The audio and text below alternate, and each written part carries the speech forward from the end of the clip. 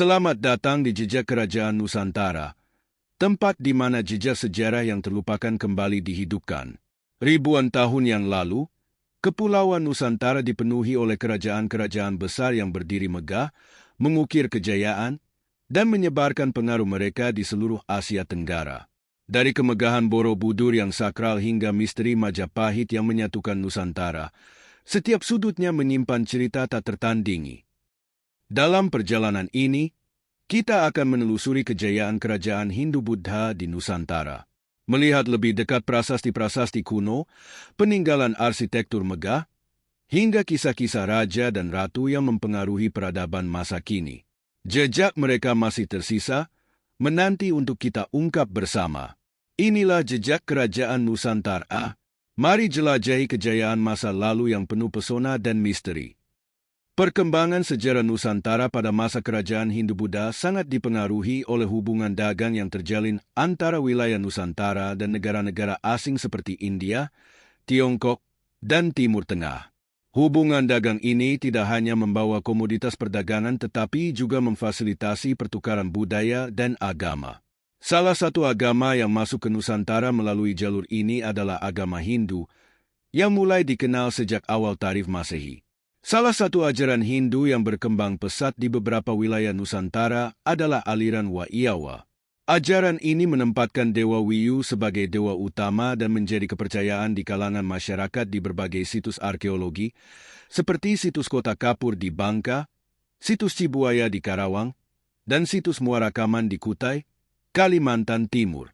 Bukti tertulis dari keberadaan agama Hindu di Nusantara dapat dilihat dari prasasti Tukmas yang ditemukan di lereng Gunung Merbabu, tepatnya di Desa Lebat, Magelang, Jawa Tengah. Prasasti ini diperkirakan berasal dari pertengahan abad ke-7 Masehi dan menunjukkan pengaruh Hindu yang cukup kuat pada masa itu. Selain Hindu, agama Buddha juga memiliki peran penting dalam sejarah Nusantara. Agama ini dianut oleh kelompok masyarakat yang tersebar di beberapa situs bersejarah, seperti situs Batu Jaya di Jawa Barat, situs Bukit Siguntang di Sumatera Selatan, dan situs Batu Pait di Kalimantan Barat. Penyebaran agama Buddha di Nusantara dilakukan oleh para Dharma Duta, yang merupakan utusan atau pengajar ajaran Buddha yang bertugas menyebarkan Dharma, ajaran Buddha, ke seluruh penjuru dunia. Menariknya, banyak dari para penyebar ajaran Buddha di Nusantara adalah bangsa Indonesia sendiri yang sebelumnya belajar di India. Mereka kemudian kembali ke Nusantara sebagai biksu dan mulai mengajarkan ajaran Buddha kepada masyarakat lokal. Salah satu tokoh penting yang turut menyebarkan agama Buddha di Jawa adalah Pangeran Gunadarma dari Hasmir pada abad ke-5 Masehi. Pada abad ke-9, pengaruh Buddha di Nusantara semakin kuat dengan kedatangan para pendeta dari wilayah India, khususnya dari Gaudidwipa, sekarang Benggala, dan Gujarat Desa, sekarang Gujarat. Salah satu bukti paling awal dari adanya pengaruh Buddha di Indonesia adalah penemuan arca Buddha dari perunggu di Sempaga, Sulawesi Selatan. Arca ini menjadi bukti fisik yang menunjukkan bahwa agama Buddha telah dianut di Nusantara sejak abad-abad awal Masehi. Keberadaan kerajaan-kerajaan yang bercorak Hindu-Buddha di Nusantara juga menjadi salah satu indikator kuat dari penyebaran agama ini. Sejak abad ke-4 hingga abad ke-16, berbagai kerajaan bercorak Hindu-Buddha berdiri di Nusantara, seperti Kerajaan Tarumanagara di Jawa Barat yang merupakan salah satu kerajaan bercorak Hindu-Buddha paling awal di wilayah tersebut. Dengan masuknya agama Hindu dan Buddha, terjadi perubahan besar dalam struktur kepercayaan masyarakat Nusantara. Sebelumnya, masyarakat Nusantara umumnya menganut kepercayaan animisme dan dinamisme, yaitu keyakinan terhadap roh-roh leluhur dan kekuatan alam. Namun, dengan datangnya ajaran Hindu dan Buddha, banyak masyarakat yang beralih memeluk agama-agama tersebut. Transformasi ini tidak hanya membawa perubahan dalam aspek keagamaan tetapi juga mempengaruhi aspek sosial, politik, dan kebudayaan masyarakat Nusantara. Kerajaan-kerajaan yang bercorak Hindu-Buddha mulai mengadopsi sistem pemerintahan yang terstruktur dan berkembang, serta meninggalkan warisan budaya seperti candi, prasasti, dan arca. Salah satu periode penting dalam sejarah penyebaran agama Buddha di Nusantara adalah abad kedua Masehi, di mana agama ini mulai diperkenalkan secara lebih luas di wilayah Nusantara. Bukti arkeologis yang menunjukkan adanya pengaruh Buddha pada masa ini adalah penemuan patung Buddha dari perunggu di daerah Jember dan Sulawesi Barat. Penemuan ini menunjukkan bahwa agama Buddha telah menyebar ke berbagai wilayah Nusantara, bahkan sebelum abad ke-5 Masehi. Selain itu, catatan sejarah dari pengelana Tiongkok bernama F.A. Sien pada awal abad ke-5 Masehi juga memberikan bukti bahwa agama Buddha telah diterima oleh masyarakat Nusantara pada masa itu. Kerajaan-kerajaan bercorak Hindu-Buddha yang berdiri di Nusantara antara abad ke-4 hingga abad ke-16 menunjukkan kuatnya pengaruh agama ini dalam politik dan kebudayaan Nusantara. Salah satu kerajaan Hindu-Buddha yang terkenal pada masa awal adalah Kerajaan Tarumanagara di Jawa Barat. Kerajaan ini berdiri pada abad ke-4 Masehi dan menjadi salah satu pusat kekuatan politik di Nusantara. Selain Tarumanagara, ada juga kerajaan Sunda yang berkembang di wilayah Jawa Barat hingga abad ke-16. Kerajaan Sunda merupakan penerus kerajaan Tarumanagara dan tetap mempertahankan corak Hindu-Buddha dalam sistem pemerintahan dan kebudayaannya. Selain di Jawa Barat, pengaruh Hindu-Buddha juga dapat ditemukan di berbagai wilayah lain di Nusantara. Salah satu kerajaan yang penting pada masa itu adalah Kerajaan Mataram kuno, yang berdiri di Jawa Tengah dan Yogyakarta pada abad ke-8 hingga abad ke-10 Masehi. Kerajaan ini memainkan peran penting dalam penyebaran agama Hindu dan Buddha di Jawa, serta meninggalkan warisan budaya yang sangat kaya, seperti Candi Borobudur dan Candi Prambanan. Kedua candi ini merupakan salah satu contoh nyata dari perpaduan antara ajaran Hindu dan Buddha yang berkembang di Nusantara pada masa itu. Secara keseluruhan, masuknya agama Hindu dan Buddha ke Nusantara membawa perubahan besar dalam kehidupan masyarakat. Kepercayaan animisme dan dinamisme yang sebelumnya dianut oleh masyarakat prasejarah perlahan-lahan tergantikan oleh ajaran-ajaran Hindu dan Buddha yang lebih terstruktur. Meskipun demikian, unsur-unsur kepercayaan lokal tetap bertahan dan berbaur dengan ajaran baru, menciptakan suatu bentuk kebudayaan yang unik di Nusantara. Warisan dari masa Hindu-Buddha ini masih dapat dilihat hingga saat ini melalui berbagai situs arkeologi, candi, prasasti, dan karya seni yang tersebar di seluruh wilayah Indonesia. Dalam hal penyebaran agama Buddha di Nusantara, selain bukti arkeologis berupa patung Buddha dari perunggu, catatan-catatan sejarah juga memberikan gambaran yang lebih luas mengenai proses penyebaran agama ini. F.A. Sien, seorang pengelana dari Tiongkok, dalam catatannya pada awal abad ke-5 Masehi, menyebutkan bahwa agama Buddha telah diterima dengan baik oleh masyarakat Nusantara pada masa itu. Ini menunjukkan bahwa penyebaran agama Buddha tidak hanya dilakukan oleh para biksu dari India, tetapi juga melibatkan interaksi dengan masyarakat dari negara-negara lain seperti Tiongkok. Dalam perkembangannya, agama Hindu dan Buddha tidak hanya membentuk kehidupan keagamaan masyarakat Nusantara, tetapi juga memberikan pengaruh yang mendalam terhadap seni, arsitektur, dan sistem pemerintahan. Candi-candi megah seperti Borobudur dan Prambanan adalah simbol dari kejayaan agama-agama ini di Nusantara dan menjadi bukti nyata dari kehebatan arsitektur yang dikembangkan oleh para penguasa kerajaan pada masa itu. Hingga saat ini, warisan budaya dari masa Hindu-Buddha tetap dihormati dan menjadi bagian penting dari identitas sejarah dan kebudayaan Indonesia. Pada periode sejarah Nusantara, dua kerajaan besar yang muncul dan berpengaruh adalah Kedatuan Sriwijaya dan Kerajaan Majapahit. Kerajaan Buddha Sriwijaya berkembang pesat di Sumatera, khususnya pada abad ke-7 hingga abad ke-14. Berdasarkan catatan sejarah, seorang penjelajah dari Tiongkok bernama Ising mengunjungi ibu kota Sriwijaya di daerah Palembang sekitar tahun 670 Masehi. Pada masa puncak kejayaannya, kekuasaan Sriwijaya meluas hingga ke Jawa Tengah dan Kamboja. Kerajaan ini tidak hanya menjadi pusat kekuasaan politik, tetapi juga pusat agama dan perdagangan yang kuat di Asia Tenggara. Di sisi lain, Kerajaan Majapahit, yang merupakan kerajaan Hindu, muncul di Jawa Timur pada abad ke-14. Dalam periode antara tahun 1331 hingga 1364, Pati Gajah Mada, seorang tokoh penting dalam sejarah Majapahit, berhasil memperluas wilayah kekuasaan kerajaan ini. Gajah Mada, Melalui sumpah palapanya, bertekad menyatukan Nusantara, dan ia berhasil menguasai sebagian besar wilayah yang kini menjadi Indonesia serta hampir seluruh semenanjung Melayu. Kejayaan Majapahit menjadi puncak peradaban Hindu-Buddha di Nusantara sebelum akhirnya digantikan oleh kekuatan baru yang dipengaruhi oleh masuknya Islam.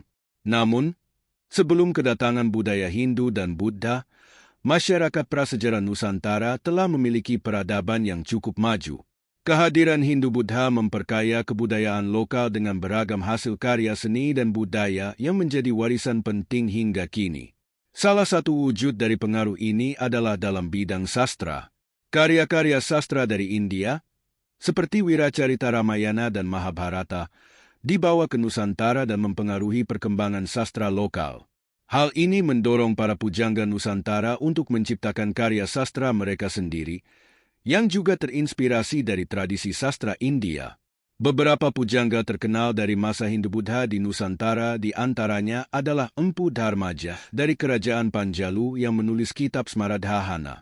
Empu Seda dan Empu Panulu dari Kerajaan Kadiri juga menghasilkan karya besar seperti kitab Bharatayuddha.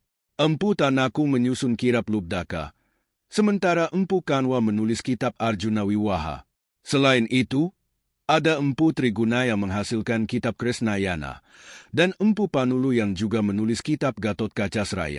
Salah satu karya yang paling terkenal adalah kitab Sutasoma yang ditulis oleh Empu Tantular, serta kitab Negara Kertagama yang merupakan magnum opus dari Empu Prapanta. Sastra dari masa Hindu-Buddha ini tidak hanya menjadi karya literatur, tetapi juga menjadi sumber inspirasi bagi seni pewayangan di Indonesia yang berkembang hingga saat ini. Pengaruh Hindu-Buddha di Nusantara tidak hanya terbatas pada karya sastra, tetapi juga menyentuh aspek politik dan pemerintahan. Orang-orang India yang datang ke Nusantara membawa sistem politik yang lebih terorganisir.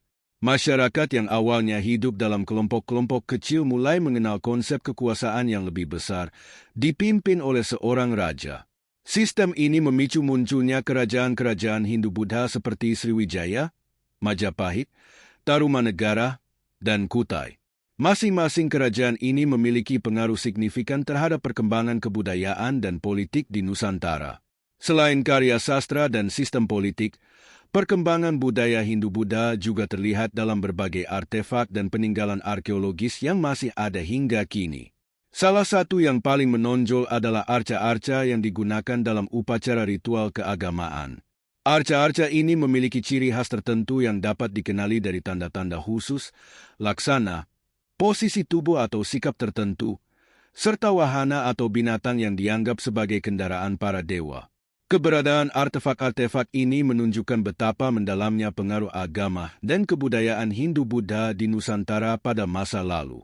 Pada sekitar abad ke-12 Masehi, masuknya ajaran Islam ke Nusantara membawa perubahan besar dalam tatanan politik dan budaya.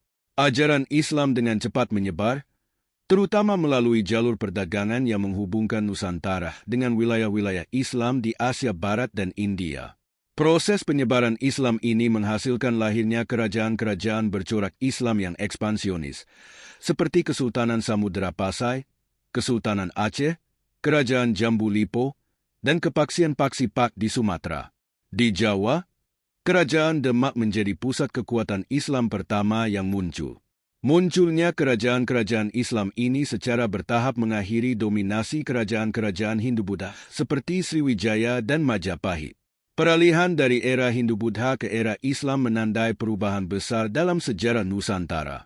Meskipun pengaruh Hindu-Buddha mulai meredup, warisan budaya dari masa tersebut tetap hidup dalam berbagai aspek kehidupan masyarakat. Karya-karya sastra, seni, dan arsitektur yang berasal dari masa Hindu-Buddha masih dapat dilihat hingga kini, menjadi bagian dari kekayaan budaya Indonesia. Selain itu, sistem politik dan pemerintahan yang diperkenalkan pada masa Hindu-Buddha juga menjadi landasan bagi pembentukan sistem kerajaan yang kemudian diadopsi oleh kerajaan-kerajaan Islam. Pada akhirnya, masa Hindu-Buddha di Nusantara merupakan periode penting yang meninggalkan jejak mendalam dalam sejarah dan kebudayaan Indonesia. Peradaban yang berkembang pada masa tersebut tidak hanya memengaruhi kehidupan spiritual masyarakat, tetapi juga membentuk dasar bagi perkembangan seni, sastra, dan sistem pemerintahan di masa-masa berikutnya. Warisan ini, meskipun telah melalui berbagai perubahan dan adaptasi, masih dapat dilihat dalam kehidupan masyarakat Indonesia hingga saat ini. Kronologi perkembangan kerajaan-kerajaan di Nusantara menunjukkan bagaimana wilayah ini berinteraksi dengan dunia luar, terutama India, Cina, dan Timur Tengah, serta bagaimana pengaruh Hindu-Buddha membentuk dasar sistem politik, budaya, dan perdagangan di Indonesia. Pada tahun 101 M, penggunaan aksara Sanskrit Pallava di Candi Lembah Buja menunjukkan adanya hubungan erat antara Nusantara dan India, terutama di Sungai Batu. Pada tahun 300 M, berbagai kerajaan di Asia Tenggara, termasuk di Nusantara, telah menjalin hubungan dagang dengan India. Barang-barang seperti logam mulia, perhiasan, kerajinan, wangi-wangian, dan obat-obatan diperdagangkan di pasar internasional. Dari wilayah timur Indonesia, kayu cendana, kapur barus, dan cengkih juga diperdagangkan.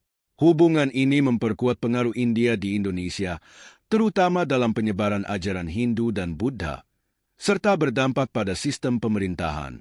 Di sekitar waktu yang sama, pada tahun 300 M, perdagangan dengan Tiongkok juga sudah umum dilakukan. Ini dibuktikan oleh perjalanan dua pendeta Buddha, F. Ashien dan Gunafarman, yang melakukan pelayaran niaga melintasi Tiongkok. Barang-barang seperti kemenyan, kayu cendana, dan hasil kerajinan diperdagangkan. Pada abad keempat Masehi, ajaran Hindu dan Buddha semakin berkembang di Indonesia. Buktinya terlihat dalam berbagai peninggalan sejarah, seperti prasasti, candi, patung dewa, seni ukir, dan barang-barang logam. Keberadaan Kerajaan Tarumanagara, yang merupakan salah satu kerajaan Hindu tertua di Jawa, diberitakan oleh orang Cina. Pada tahun 603 M, berdirilah Kerajaan Malayu di hilir Batanghari, yang merupakan konfederasi dari para pedagang pedalaman Minangkabau. Namun, kerajaan ini akhirnya runtuh pada tahun 683 akibat serangan dari Sriwijaya.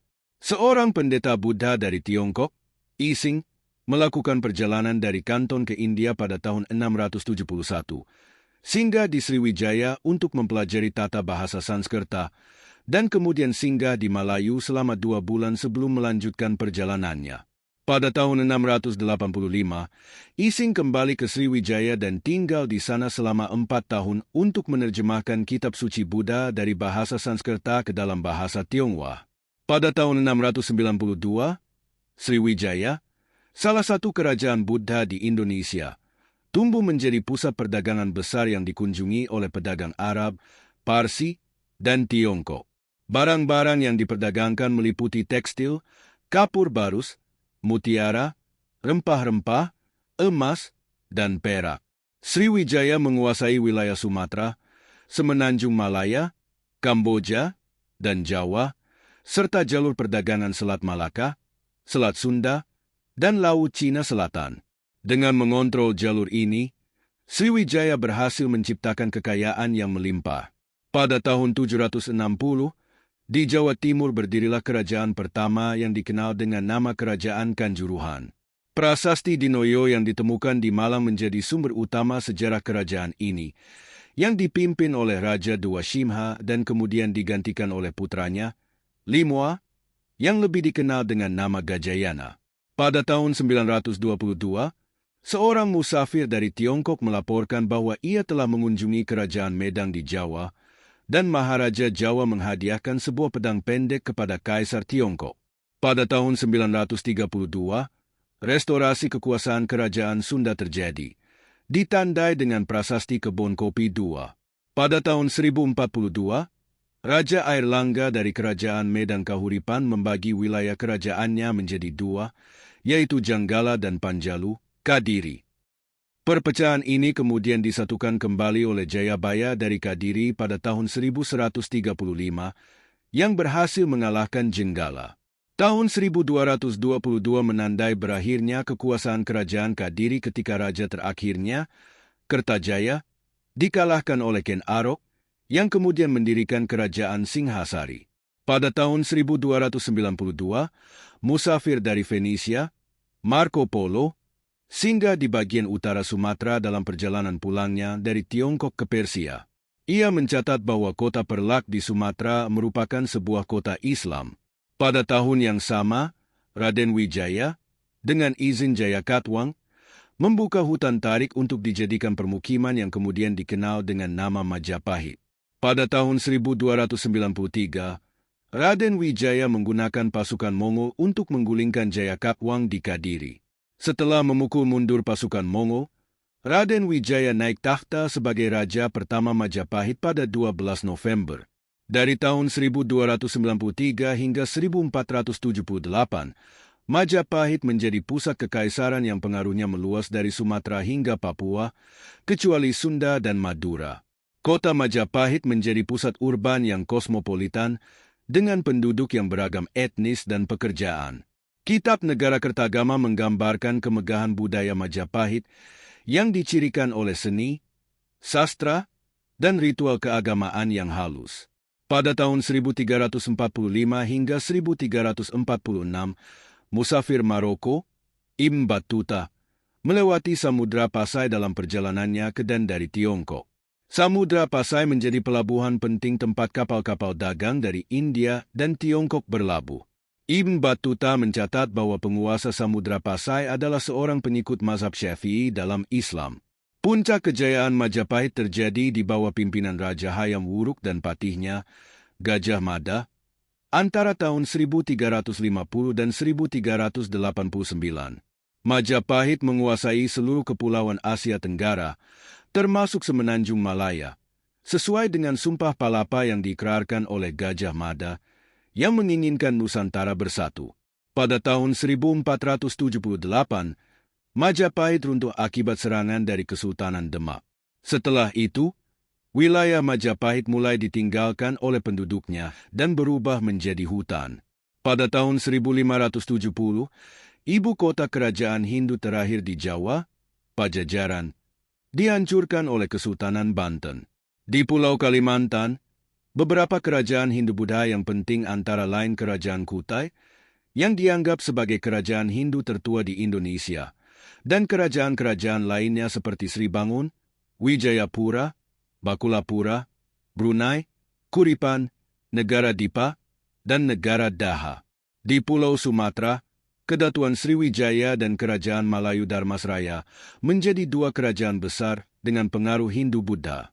Di Pulau Jawa, sejumlah kerajaan yang muncul antara lain Tarumanagara, Kendan, Galuh, Sunda, Kalingga, Kanjuruhan, Mataram Kuno, Medan Kahuripan, Janggala, Panjalu, Kadiri, Singhasari, dan Majapahit. Demikianlah sekelumit perjalanan sejarah Nusantara pada era kerajaan Hindu-Buddha. Sebuah masa yang penuh dengan kejayaan, peradaban, dan warisan budaya yang terus lestari hingga hari ini. Melalui jejak-jejak yang ditinggalkan, kita dapat terus mengenang dan menghargai nilai-nilai luhur dari nenek moyang kita. Terima kasih sudah menyaksikan episode kali ini di Jejak Kerajaan Nusantara. Jangan lupa untuk like, subscribe, dan aktifkan lonceng notifikasinya agar kalian tidak ketinggalan cerita-cerita menarik lainnya tentang kejayaan kerajaan di Nusantara. Sampai jumpa di episode berikutnya.